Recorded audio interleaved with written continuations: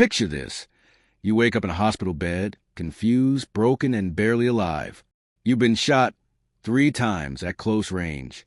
You don't remember who did it or why. And to make it worse, the person responsible is nowhere to be found. But then, piece by piece, the truth starts coming back, and what you discover shakes you to your core. Because the one who tried to kill you wasn't a stranger. It was someone close to you, someone you loved and trusted. This is the chilling story of Cameron Boyd, a husband, a brother, a son, who became the victim of a calculated betrayal. What happened to him wasn't random, it was personal. If you're ready for a twisted tale of deception, heartbreak, and revenge, go ahead and hit that like button, subscribe to the channel, and stay locked in. On March 18th, 2022, at approximately 8:47 p.m., the St. Louis Metropolitan Police Department received a 911 call from Tasha Boyd, reporting that her husband had been shot at their residence in the Peabody-Darst-Webby neighborhood of St. Louis, Missouri. The dispatcher noted that Tasha sounded distressed as she provided their address at 1423 South 14th Street. Officers Raymond Decker and Mariella Washington arrived at the scene within 7 minutes to find 34-year-old Cameron Boyd collapsed in the entryway of the apartment. Cameron was bleeding profusely from multiple gunshot wounds, including a critical injury to the head. He was unconscious but still breathing. Officer Washington immediately called for emergency medical services, while Officer Decker secured the scene. During the initial interview at the scene, Tasha Boyd, 31, told officers she had been watching a reality television program in the living room when she heard Cameron enter the apartment at approximately 8:40 p.m. According to her statement, this was immediately followed by the sound of multiple gunshots. Tasha claimed she dropped to the floor and hid behind a couch, fearful that the shooter might still be present. She stated that she waited approximately 3 to 4 minutes before emerging to find her husband wounded in the entryway. She then called 911 from her cell phone. Paramedics from the St. Louis Fire Department arrived at 9:02 p.m. and found Cameron with 3 distinct gunshot wounds, 2 to the chest and 1 to the left arm. The emergency medical team stabilized him at the scene before transporting him to Barnes Jewish Hospital, where he underwent emergency surgery. The trauma surgeon, Dr. Vivian Cho, later reported that because of the severity of his injuries, particularly the head wound, Cameron had survived the initial surgery but remained in a coma. Detective Keshin Germain arrived at the scene at 9:25 p.m. and took charge of the investigation. His preliminary examination of the apartment revealed no signs of forced entry at either the front door or windows. The apartment appeared relatively orderly, with no indication of a struggle or ransacking. Detective Germain directed the forensic team to collect blood samples from the entryway, 9mm shell casings found within a 5-foot radius of where Cameron had fallen, and a dust for fingerprints on the door handle and surrounding surfaces. During a more extensive interview with Detective Germain, Tasha Boyd reported that her husband's wallet, which typically contained between $50 to $100 in cash, was missing. She suggested this indicated a robbery, but could not identify any other items that appeared to be stolen. No firearm was recovered at the scene, supporting the likelihood that the shooter had taken the weapon upon departure. The trajectory of the bullets, based on preliminary analysis by forensic technician Rafael Moreno, suggested the shooter had been standing approximately 4 feet from Cameron when firing. Officers canvassed the neighborhood, interviewing residents in adjacent apartments and nearby buildings, but no witnesses reported seeing anyone suspicious entering or leaving the building around the time of the shooting. Several neighbors confirmed hearing what they believed to be gunshots, but had not looked outside, a response that officers noted was not uncommon in areas where gunfire might be heard with some regularity. Background information gathered by Detective Germain revealed that Cameron Boyd had been employed as a warehouse worker at Gateway Distribution Center for the past 9 months, earning approximately $28,000 annually. Tasha worked as a part-time licensed practical nurse at Mercy Hospital, bringing in roughly $22,000 per year. The couple had been married for 1.5 years after dating for 6 months. They had met through mutual friends at a barbecue in Forest Park during the summer of 2020. Tasha disclosed to Detective Germain that they had been experiencing financial difficulties since Cameron's layoff from his previous position as a sales manager at River Distributors in early 2021, a casualty of downsizing during the COVID-19 pandemic. His current warehouse position paid significantly less than his former salary of $58,000. This financial strain had reportedly caused tension in their marriage, though Tasha denied any serious conflicts. During the interview, Tasha also mentioned that Cameron had taken out a $250,000 life insurance policy in January 2022, at her urging, with Tasha listed as the sole beneficiary. She explained this decision as responsible financial planning, particularly given their precarious economic situation. Detective Germain's first steps involved piecing together the couple's history and financial standing. Bank statements revealed mounting credit card debt and 3 missed mortgage payments on their modest home in the Benton Park West neighborhood. The forensic analysis conducted by the department's ballistics team confirmed that Cameron had been struck by 3 9mm bullets, fired at close range from what was later identified as a Glock 19 handgun. The proximity of the shooter suggested either an ambush or that Cameron had known his attacker. As the investigation progressed, Cameron's medical condition did not improve. He remained in a coma, with doctors unable to provide a definitive prognosis. The uncertainty of his survival shifted the focus of the investigation toward gathering evidence while waiting to see if Cameron would recover consciousness and potentially identify his attacker. By March 25, 2022, the investigation into the shooting of Cameron Boyd in St. Louis had reached a critical impasse. There was still no breakthrough in the case. It had been almost 2 months since the shooting, and with each passing week, Tasha's visits to the hospital had progressively decreased. In the past week, she had not been there at all.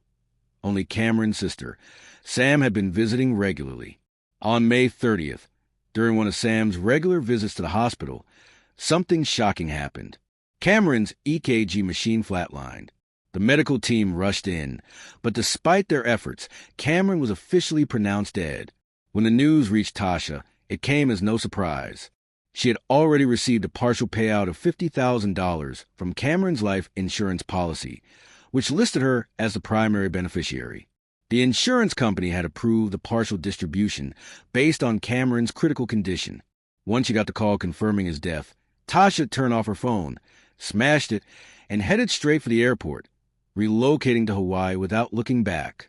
Meanwhile, back at the hospital, Sam, Cameron's sister, was inconsolable. She cried uncontrollably, clutching and pounding on the chest of her brother's lifeless body. "You can't leave me just yet," she sobbed, overcome with pain. And then, something unbelievable happened. The EKG monitor suddenly beeped. A pulse. Cameron was alive. By some miracle, his heart had started beating again. He was still unconscious, but he had come back from the brink of death. Hours later, Cameron's eyes slowly opened. Disoriented and confused, he found himself in a hospital bed, with no memory of what had happened, or even who he was. Sam, overjoyed to see him awake, held his hand while a nurse checked his vitals. Soon after, a doctor entered the room, stunned himself by Cameron's survival.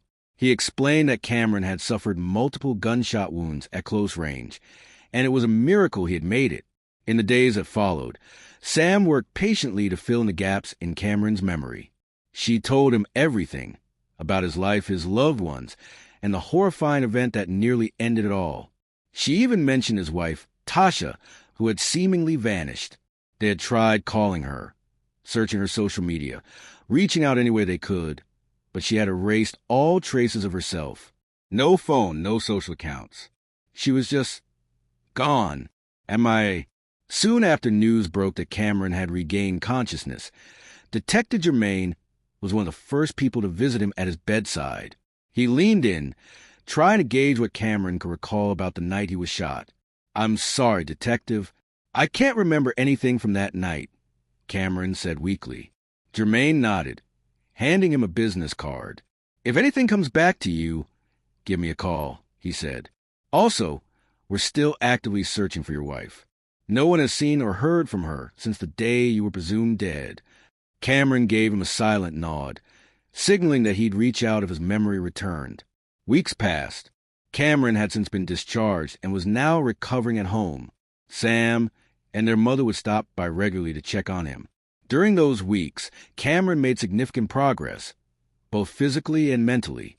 His memory was slowly returning. He could now recall who he was, his job, his marriage, his life in general. But the events of that night remained a mystery. Then one evening, while home alone, Cameron sat quietly drinking whiskey, staring into the darkness, trying to make sense of it all. Why had Tasha abandoned him? Why had she vanished without a trace? Frustrated and overwhelmed, he hurled a glass against the wall, shattering it in a rage. And that's when it hit him. The memories came flooding back like a broken dam. He remembered everything. He remembered the face. He remembered the shooter. It was Tasha, his wife, the woman he had loved and trusted with his life. She had shot him 3 times, and she thought she had finished the job. Cameron collapsed to his knees, consumed by betrayal and disbelief. How could she do this? He whispered to himself, shaking. As soon as he gathered himself, he contacted Detective Germain and told him everything he had remembered. The revelation was a game changer. Based on Cameron's testimony and new developments in the investigation, a warrant was issued for Tasha Boyd arrest. A manhunt began immediately. Detective Germain informed Cameron that they had uncovered evidence linking Tasha to an insurance scheme. Even more disturbing, they had surveillance footage of her at the airport. She had boarded a flight to Hawaii under a different name shortly after Cameron was pronounced dead. They were doing everything in their power to find her. But weeks passed, and still nothing. No trace. No leads. No Tasha. Cameron couldn't bear the thought of her escaping justice. So he took matters into his own hands. He contacted an old friend who connected him with a private investigator, Cody Wallace. Cody didn't waste time. Working with colleagues stationed in Hawaii, he managed to track her down. She's going by the name Jennifer Butler, Cody said, handing Cameron a printed report. Her current address is right here, he added, pointing to the bottom of the page. The 2 men shook hands and parted ways. By the end of the month, Cameron was on a flight to Hawaii.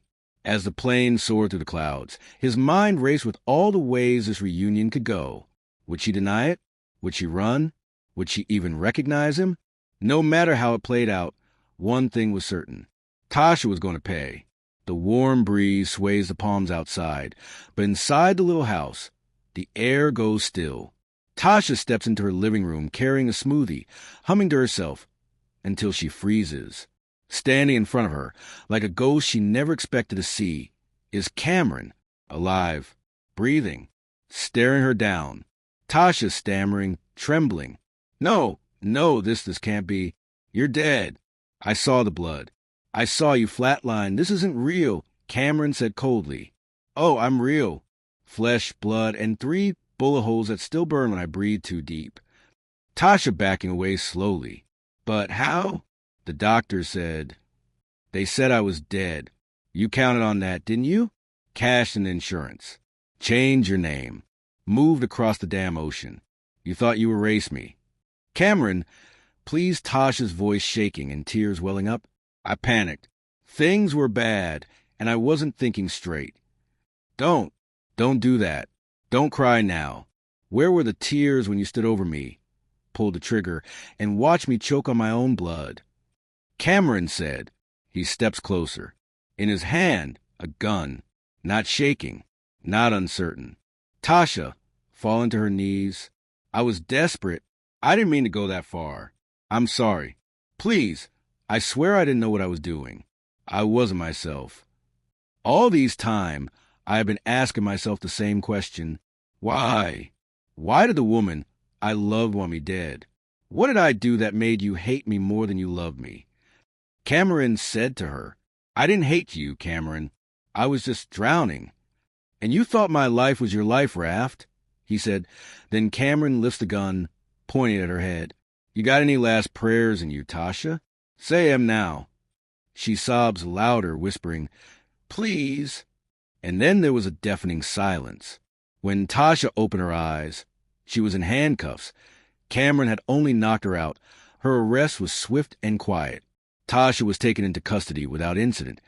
Her carefully constructed new life shattered in a single moment. Back in Missouri, The trial became a media sensation. The courtroom buzzed with anticipation as prosecutors laid out their case. A cold-blooded attempt to murder Cameron Boyd for insurance money, followed by a desperate flight from justice. Cameron took the stand, his voice steady but heavy with emotion. "She tried to erase me," he told the jury. "For money, for freedom. But I survived to tell the truth." The defense argued mental instability, painting Tasha as a woman pushed beyond her limits by financial stress and emotional turmoil.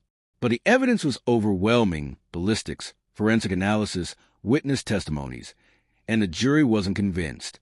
After just 3 hours of deliberation, the verdict came down: guilty on all counts. Tasha was sentenced to 35 years in prison, without the possibility of parole. The courtroom was silent as the sentence was read, a stark reminder of the cost of betrayal and greed. This wasn't just a case of domestic betrayal. It was a wake-up call that sometimes the person sleeping next to you might not just be hiding secrets. They might be plotting your end. If stories like this make you think twice about who you trust and what loyalty really means, make sure to subscribe, and stay locked in, because betrayal leaves scars. And on this channel, we show every one of them. This is Ruthless Realities. Until next time.